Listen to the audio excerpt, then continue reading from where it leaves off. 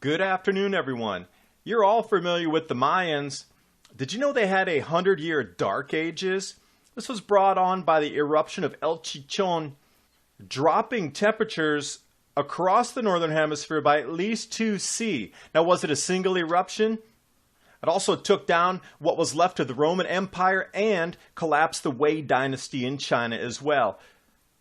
That single eruption pushing ash so far over into Europe that it dropped temperatures there. The Rabaul caldera also erupting at the same time. So it was not a single eruption. It was a set of volcanoes going off for a couple of years. John Casey, the solar seismic connection, planetary geometry. You can calculate and predict these grand solar minimums. We are entering one now. Expect more volcanism. And please join me on Mini Ice Age Conversations for episode number 22 with Ted Marshall from Omega Gardens. It's a rotary hydroponic system, the way we're going to evolve our food growing technologies so we can survive this grand solar minimum. And while you're watching, please remember to subscribe to Adapt 2030.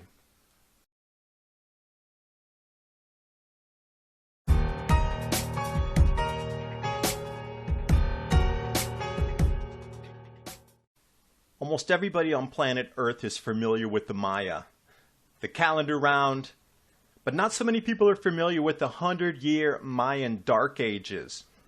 New study out pegging a massive eruption of El Chinchon around 540 AD. So much ejecta from this volcano that it created 8-foot deep layers around Central America and was responsible for temperature drops across the northern hemisphere. El Chinchon, southern Mexico, here on the map for you. This was followed by another paper, Climatic and Societal Impacts in a Volcanic Double Event during the dawn of the Middle Ages.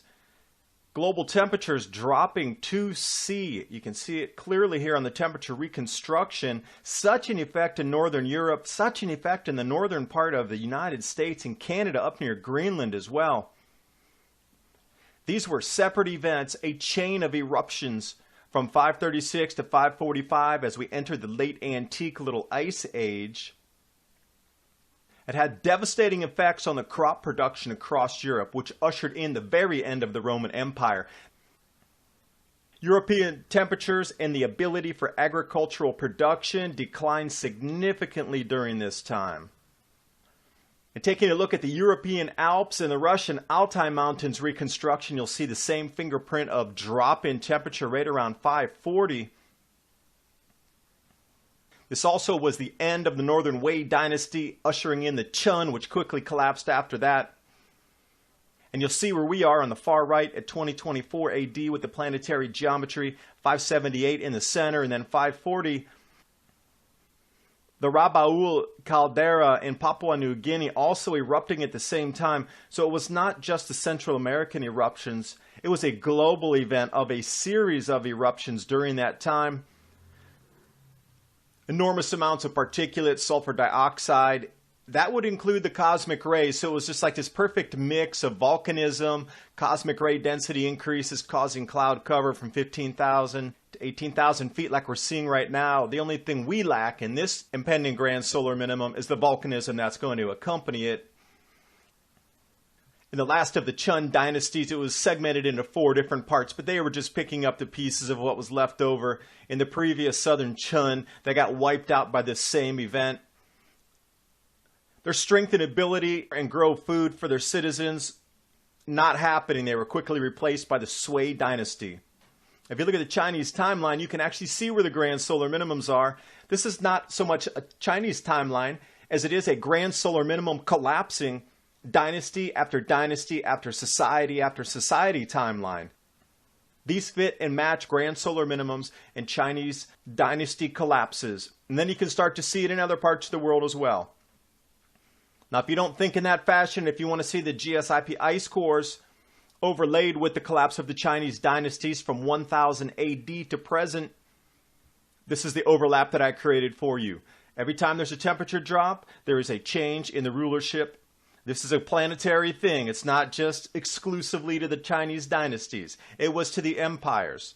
South American, Roman, Central American. It is a all-encompassing global event. Whited these out a little bit clearer for you to see. 2024 is on the right side. Left side is 578. After that catastrophe of all the volcanism, those societies were trying to pick up the pieces, and wham, they were crushed by the Justinian plague. Not sure if it's comets and meteors bringing something in the atmosphere, or people's immune systems are just so degraded and weak from lack of proper nutrition, but these all go hand in hand. It's not a single event. It is a set of events that come together with repetitive accuracy. 79 AD, we see the same thing. Mount Vesuvius, that was a grand solar minimum. Volcanism all over the planet at that time. And here we are again. Now, it's going to be one of these that we're going to repeat in this next grand solar minimum, the Landscheid minimum or the Eddy minimum, whichever you prefer to call it. I firmly believe now this is not going to be a 400-year cooling event. This is going to be something on the 1,500 to 2,000-year cooling event that's going to strike our planet. We can predict with accuracy when these grand solar minimums intensify. We are in it. We are taking the next step down next year. 2018 is a step down year. The coldest period is going to come around 2024. Isn't that magical the way it matches up planetarily with the highest volcanism during each of these grand solar minimum cycles? The ancients tried to code these changes into their myths and legends. And this time our technology will allow us to thrive during the grand solar minimum.